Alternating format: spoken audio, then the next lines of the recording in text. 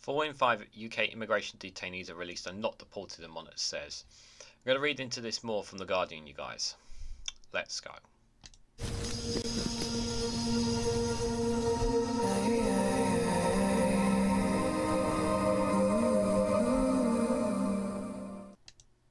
Good morning, good afternoon, good evening, wherever you are in the world. This is REGANELITE here with an article from The Guardian with the headline that 4 in 5 UK immigration detainees released and not deported, the Monitor says. The Independent Monitoring Board also finds longer detentions and raises concerns about the treatment of vulnerable people. So this is more specifically to do with those who are on their way to being deported, or basically mainly it's those who are. I would think it's more to do with those migrants that are those who've had their application rejected, or there's a suitable reason or claim to release them, to let them go, or to deport them, basically. Now obviously there's been an argument from people about the immigrants, and whether you agree to disagree is up to you, but one of the arguments is that people are faking their mental health or their issues that they have, so to stop themselves from being deported. Some people are claiming that that some of these people who come to the UK are making up that they've come from war-torn countries in order to basically seek refugee here in the UK. Now, obviously, the thing is,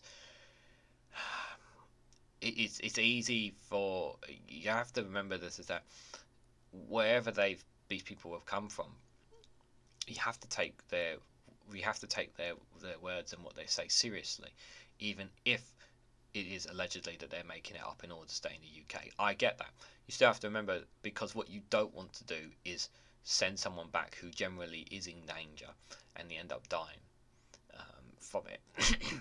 Now, you might not care about it, but I'm sure that person's friends or family will certainly care about it. That is still a human being, and then these things need to be taken into account. Now, why they're not being deported instead of released is another question. Now, of course, like I said, some of these issues are going to play into the factor as we read into it. But I will say that it is a delicate balance for what the Home Office has to do. But the way the Home Office handles and manages immigrants is, quite frankly, inhumane.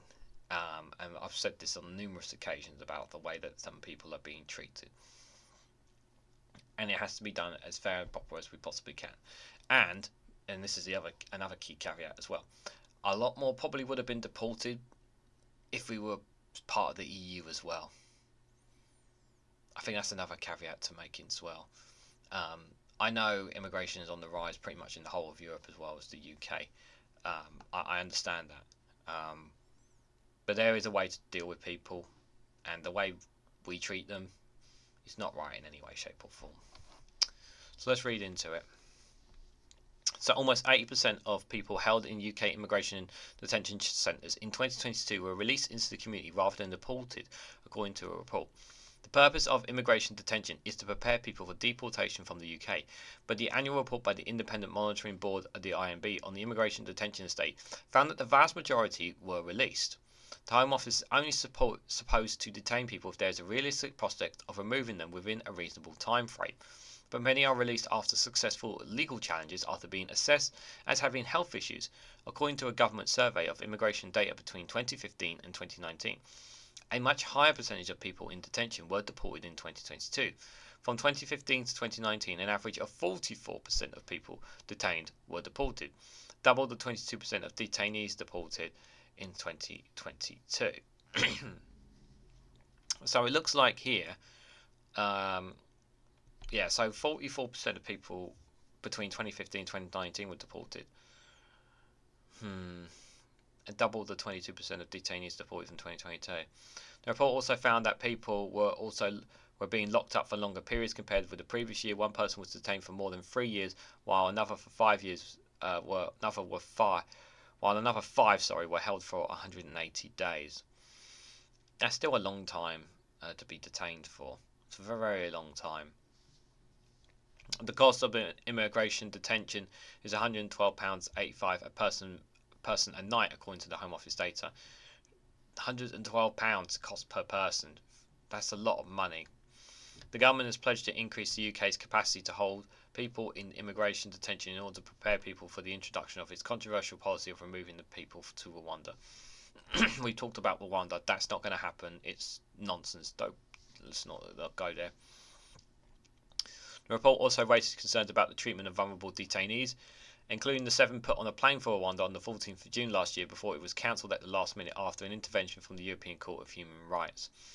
The management of the 7 was found to be inadequate, resulting in both unacceptable compromises of men's safety and their right to timely and effectively legal support. One of the 7 had a panic attack before boarding the flight but was still deemed fit to fly. 2 of the men had a care plan, which was made for people considered vulnerable, and 3 were subject to the use of force. The IMB observed that the men taken to the plane for Rwanda were clearly distressed. So, yeah, so when this plane that looked like it was going to go on its way to Rwanda, these people, I have to use the words allegedly because this is what they were deemed to have these issues of vulnerability, or some of them had care plans, one of them had a panic attack, all these things, and instead of actually looking at them as a human being, they just looked them as nothing more than waste, just didn't think of the humanity whatsoever in what was going on here, and they just wanted to get rid of them. That's all they thought about, just getting rid of them. And no point were you thinking about the humanity in all of this. Yeah, I understand we have a high immigration problem. I understand that, but there is a way to treat people, and this is not the way to treat them. Okay, yeah, you have to manage your situation, and throwing people against their will like this is essentially wrong. It's wrong. The way this has been handled poorly, and this is happening all over the place, guys. This is happening all over the place here in England, and I don't know how much in Wales. I know in Scotland they're treated a lot more differently, but it's just not good. It's just not right in any way, shape or form, guys. I understand we have issues of our own, from the British public perspective. I understand that, and I'm sure some of you people are going to bring that points up in the comments section below. But this story obviously is about the immigrants and how they're being treated, guys.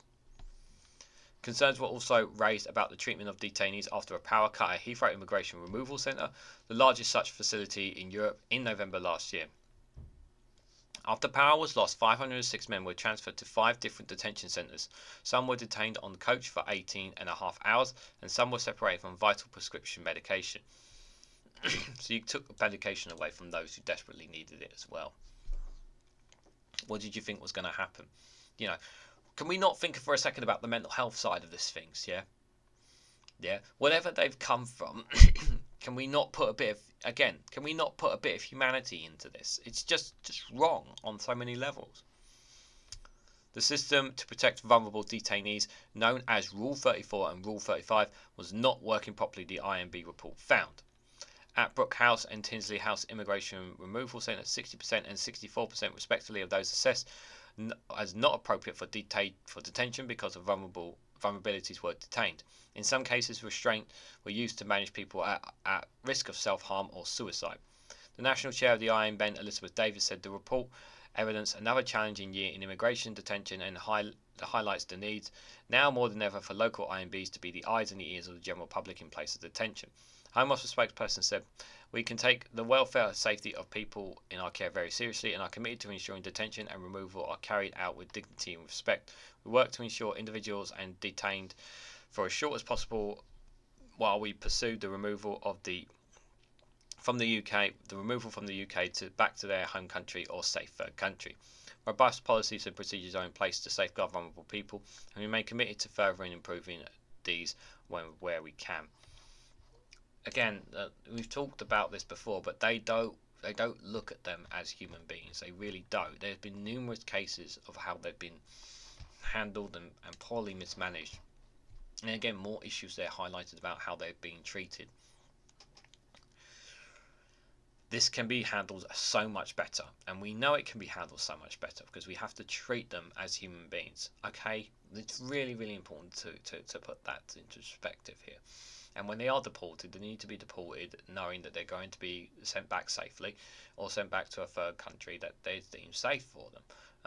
We have to make sure we try and do that. But unfortunately, we still have this case where there are some who are getting smuggled in by the criminal gangs. And if we want to stop the criminal gangs, we have to set up legal routes for them to come to the UK. Now, obviously, ideally, you want to process them. Ideally, we want to legally process them here in the UK. But my general consensus believing is that we should have one set up in Calais, because that's where the vast majority of people are coming across in the boats. If you set up one there, you will instantly stop you will stop this crime of criminal gangs crossing the boats, because then people will not have to pay the ridiculous amount of money to cross with their lives at risk and being told what they need to be told, and they end up finding out that they're told that their lives will be perfect and everything when they cross over, and they find out that they're being put in these terrible conditions, and the way they're being handled by the Home Office and third parties, private companies that they're using to look after these in barges, hotels and barracks and whatnot up and down the United Kingdom. This is going to be going on and on and on, unfortunately. So what do you guys make of this? What do you honestly think? Like 80% of UK people are being released in communities rather than deported. Why do you think that is? Do you think Brexit has had to do with this, has played into a factor into this as well? Let me know what you guys honestly think in the comment section down below. Hit the like button, be greatly appreciated. Share this across social media and hit that bell notification icon so you'll be notified of when I upload another video. And if you want to financially support me, you can do so by buying me a coffee or joining me on Patreon. Thanks so much for watching, and I hope to catch you all very, very soon.